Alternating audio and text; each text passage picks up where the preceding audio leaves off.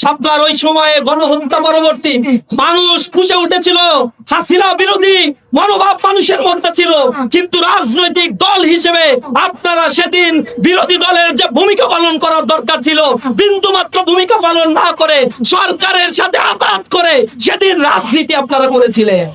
রাস্তায় নামেন নাই, কোনো প্রতিবাদ আপনারা করেন নাই। আমরা সেই ইতিহাস ভুলি নাই। আমরা বলতে চাই, সেই রক্তের ঋণ শোধের সময় এসেছে। যে মানুষগুলোকে হত্যা করা হয়েছে তার সুষ্ঠু তদন্ত করে বিচার নিশ্চিত করতে হবে। ক্ষতিগ্রস্ত পরিবারগুলোকে পুনর্বাসন করতে হবে। তাদের আর্থিক সহ তাদের পরিবারের যে ক্ষয়ক্ষতি হয়েছে, হামলা মামলা হুমকি দেওয়া হয়েছে, লাশ গুম করা হয়েছে, তার সকল প্রতিকার আইনগতভাবে ওই বিচার আইনগতভাবে সেই পরিবারকে দিতে হবে।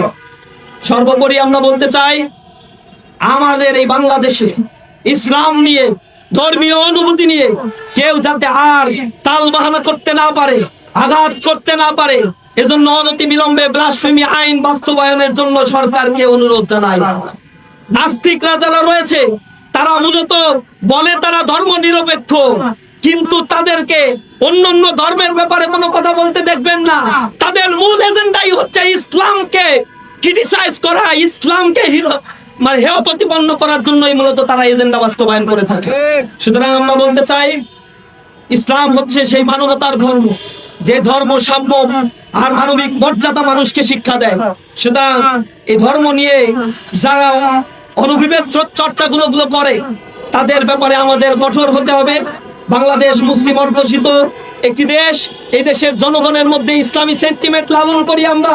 এদেশের জনগণ সকালে তাদের ঘুম ভাঙে মসজিদের ভাইকে আল্লাহ রাব্বুল আলামিনের নাম নিয়ে আজানের মাধ্যমে, আমরা আবার ঘুমাতে যাই আজানের শব্দে। সুতরাং এই বাংলাদেশে শাহজালাল, তিতুমির, শাহপরান, সৈয়দ আহমদ বেলুবির বাংলাদেশে কখনোই এই বাংলাদেশে নাস্তিক আর মুরতাদদের স্থান হবে না। নাস্তিকতার নামে এ দেশের জাতির মধ্যে বিভাজনের রাজনীতি আর মেনে নেওয়া হবে না। প্রত্যেকে তার ধর্ম স্বাধীনভাবে চর্চা করবে। যারা মুক্ত মনের চর্চা করতে চান তাদের মুক্ত মনের চর্চা অবশ্যই কাউকে আঘাত করে বা হেয় প্রতিপন্ন করে করা যাবে না। মিডিয়াগুলোকে করায়ত্ত করে হুমকি দেওয়া হয়েছিল যাতে নিউজ না করা হয়। ফ্যাসিবাদ উৎপাদনের কেন্দ্রে পরিণত হয়েছিল এই শাপলা প্রান্ত। স্বচ্ছ রক্তের দাগগুলো এখনো আমরা ভুলি নাই।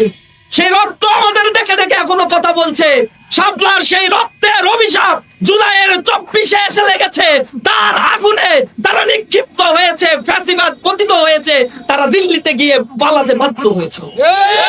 আমরা বলতে চাই, ইন্টারিম গভর্নমেন্টের সময় আমরা এখানে দাঁড়িয়ে মানববন্ধন করে দাবি করেছিলাম, স্মারকলিপি দিয়েছিলাম, সরকারের দৃষ্টি আকর্ষণ করেছিলাম। আন্তর্জাতিক অপরাধ ট্রাইব্যুনালে তাদের মামলা দায়ের করা হয়েছিল। সেই মামলার ক্ষেত্রে আমরা ধীর গতি লক্ষ্য করছি। সরকার ইতিমধ্যে বলেছে জুলাইয়ের মধ্যে এই শাপলার গণহত্যার রায় তারা দিবে।